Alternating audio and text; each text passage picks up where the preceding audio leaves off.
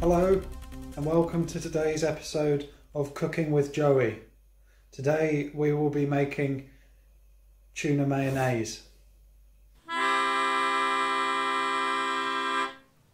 Cooking with Joey.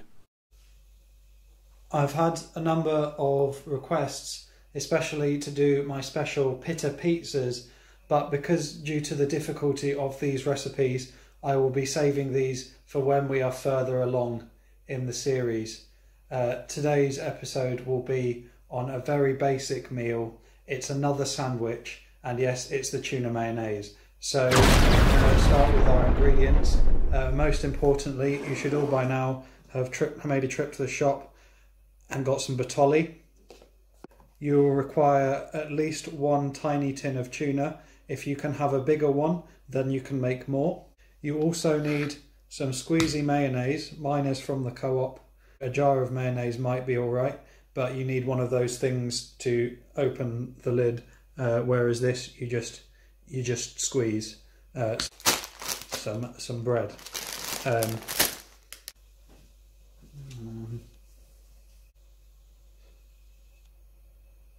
So now that we have talked about the ingredients that you will need, let's discuss the method. You will need a bowl. I'm using this one. It's almost square, but it is mostly a circle. I've found that when mixing the tuna and the mayonnaise, that a circular bowl is best.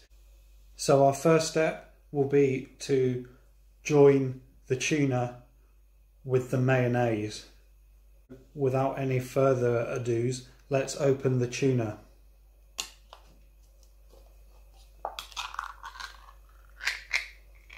I do solemnly declare that I do not know of any legal impediment why I, Tuna, may not be joined in matrimony to mayonnaise.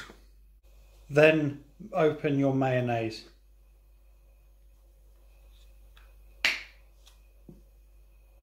I do solemnly declare that I know not of any lawful impediment why I, mayonnaise, may not be joined in matrimony to tuna. Now, to make the union official, the marriage must occur in international waters. This is because I am not a registrar in the UK, or am I a churchman. I have created some international waters.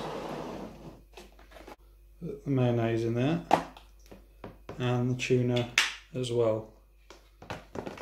I call upon these persons here today, batoli and bread rolls, to witness that tuna do take the mayonnaise to be his lawful wedded wife, and that mayonnaise do take the tuna to be their lawful wedded husband.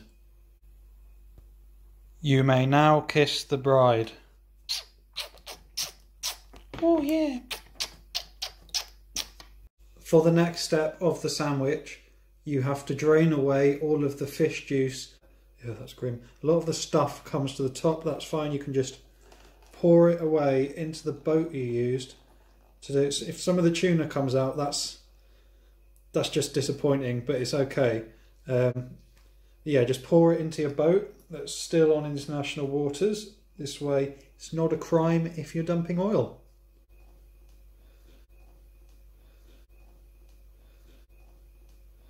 Yeah, just keep going. Oh my God, it's everywhere. Oh God, this is grim. Why is it in oil and not in bloody brine? It's so greasy. Oh, fudge, I've decapitated it.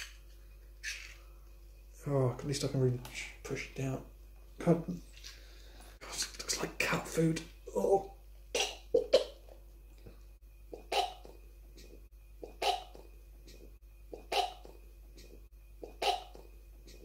Next, wash your hands to get rid of the fish juice. When you have got rid of all the fish juice, you can now put the fish into the bowl. To be clear, I am talking about tuna. If you are trying to make cod mayonnaise or swordfish mayonnaise, please refer to the instructions on the packet. Get out.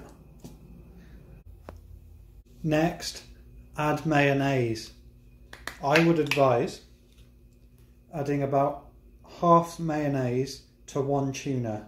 So just keep going until you think you've got enough mayonnaise in there. About half a tin's worth. You could squeeze directly into the tin of tuna, but oh my.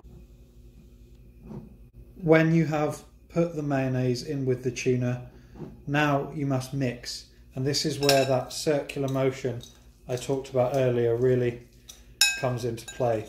It does help if you've got a circular bowl, but if you don't, you can make do. Just sort of be more jagged in your movements. The key here is to really get them to consummate that marriage. If they don't, then it's not official and your sandwich will taste disgusting.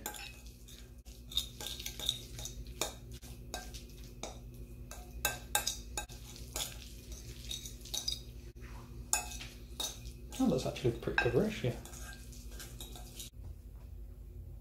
Now you have made your tuna and mayonnaise into tuna mayonnaise.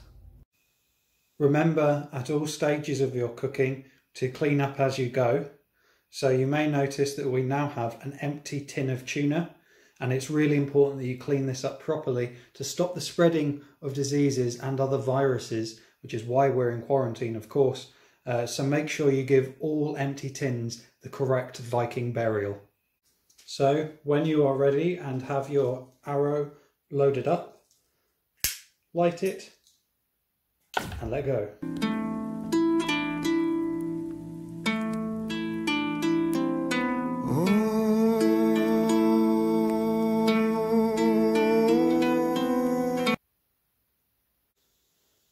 Once you have sliced open your bread capsules, it is time to apply your spread.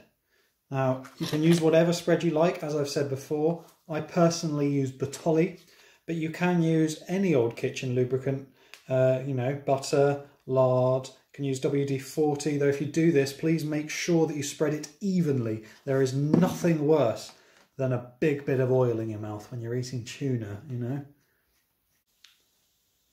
Now that you have buttered your breads, it is time to put on the married and fully consummated tuna. If you've noticed that there is more tuna mayonnaise than there was earlier when you finished making it, that's okay. That just shows that the consummation has done its course and that there's a shorter gestation period for sandwiches. Take about a scoopful on your fork and just chuck it down onto the bread. You want to make the kitchen as messy as possible while doing this step.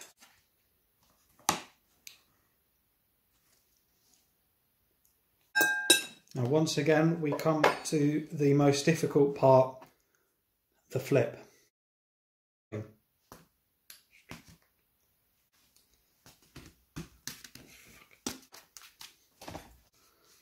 Oh God, it's covered in the tuna oil.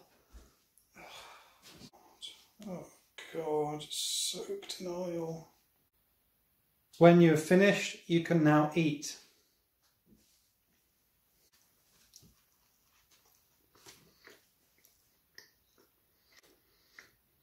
Yeah, it's all right. Thank you for joining me on today's episode of Cooking with Joey. We have shown you how to make a tuna mayonnaise sandwich. Please join us next time when we do something different entirely. Cooking with Joey.